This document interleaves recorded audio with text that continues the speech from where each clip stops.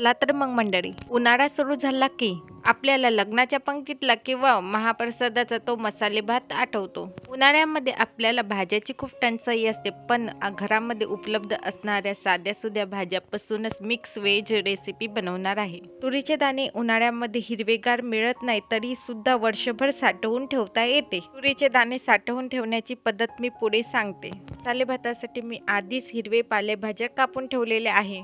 सर्वात आधी मी इथे गॅस पेटवला. गॅसवर मोठी कढई ठेवली. त्यामध्ये 1 वाटी इतके तेल टाकले.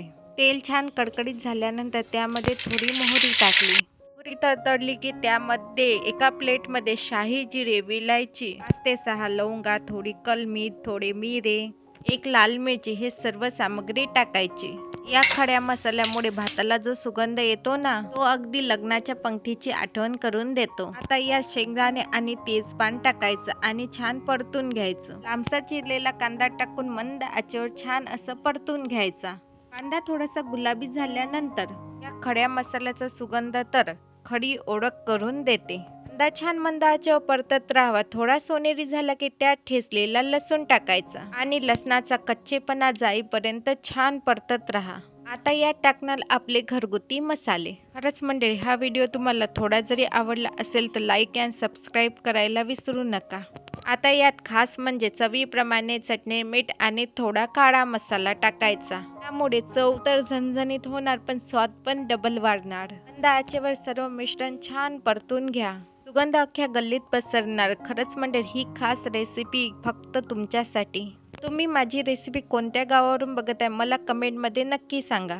आता मसाला जळू नये म्हणून लवकरात लवकर लाल लाल टोमॅटो आधी टाकायचे. टोमॅटो सर्वात आधीच टाकणे गरजेचे आहे. टोमॅटो छान सॉफ्ट होईपर्यंत मोठ्या आचेवर छान परतून घ्या. झाकण ठेवण्याची गरज नाही. मोठ्या आचेवर परतलं तर लवकरात लवकर घाई असली तरीही लवकरात लवकर सॉफ्ट तयार होतो. टोमॅटो केव्हाही सॉफ्ट करूनच घ्यायचे, त्यामुळे चव एकदम दुप्पट वाढते आणि आतपर्यंत टोमॅटोचा आंबट गोडपणा जातो.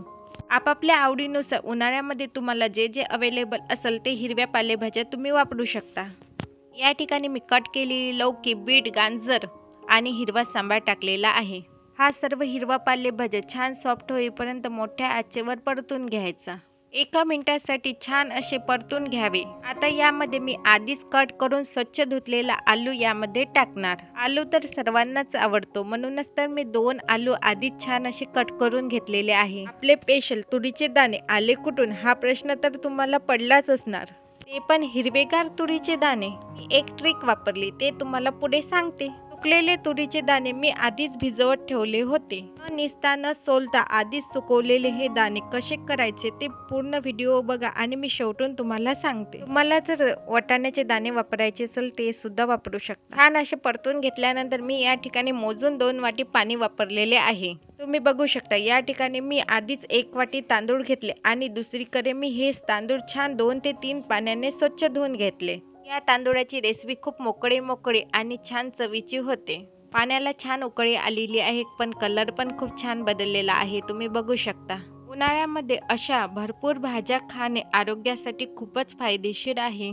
स्वच्छ धुतलेले तांदूळ उकळलेल्या पाण्यामध्ये टाकायचं. हे लक्षात घ्यायचं, पाण्याला छान उकळी येऊ द्यायची, नंतरच हे तांदूळ टाकायचे. आणि खरं तर आधीच मी या मसाल्यामध्ये 2 वाटी पाणी वापरलेले, कारण 1 वाटी तांदूळासाठी मी आधीच 2 वाटी पाणी उकळून घेतले होते. ही मेजरमेंट एकदम बरोबर आहे. कोणत्याही प्रकारे आपली रेसिपी चुकणार नाही. यात सर्व धुतलेले तांदूळ टाकलेले आहे आणि सर्व मिक्स करून घ्यायचं आणि छान उकळी येऊ द्यायची. त्यावर झाकण ठेवायचं. झाकण ठेवून 15 मिनिटे मंद आचेवर शिजू द्यायचा. गॅस बंद केल्यानंतरही 10 मिनिटे अशीच वाफ कोंडून ठेवायची, नंतरच खोलायचा. मसाले भात आपला खूप छान शिजल्या जाणार. ही ट्रिक नक्की वापरा. हे बघा किती झणझणीत आणि चविष्ट आपला मसाले भात दिसत आहे.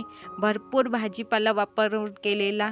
यामुळे भाताचा दाना चवदार आणि मोकळा होतो. आपण झणझणीत उन्हाळा स्पेशल मसाले भात केलेला आहे. किती छान रंग आलेला आहे. वरतून हिरवागार सांबार टाकू आणि प्लेटमध्ये काढून घेऊ. आणि भाताचा सुगंध बघा किती घरभर दरवळलेला आहे. खाल्ल्यावर तुमच्या जिभेची चव नक्की दुप्पट होणार. तुम्ही ही रेसिपी घरी नक्की करून बघा. तुरीचे दाणे हिवाळ्यामध्ये भरपूर मिळतात. त्याच तुरीच्या शेंगा हिवाळ्यामध्ये भरपूर तोडून आणायच्या आणि न सोलता 2 ते 3 दिवस उन्हामध्ये सुकायला टाकायच्या. ओल्या असताना उन्हात वाळवल्या जातात.